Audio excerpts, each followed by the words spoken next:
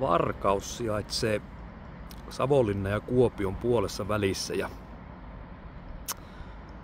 tästä löytyy kyllä Varkaudesta heti Taipaleen kanava oikealta puolelta alhaalta päin ylöspäin mentäessä Varkauden vierasvenesatama ja Tyynen tupa, kiva kesäkahvila ja sieltä kyllä löytyy palvelut.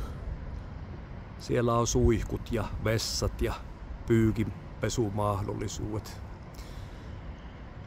Aika monet ajelee tästä paikasta ohi matkalla Savonlinnasta Kuopioon, mutta kyllä Tyynen tuvassa maistuvat pikkupurtavat löytyy ja tää on ihan kiva kahvipaikka vaikka pysähtyä hetkeksi aurinkoisena kesäpäivänä ihmettelemään Varkauden vierasvenesatama menoa ja meininkiä.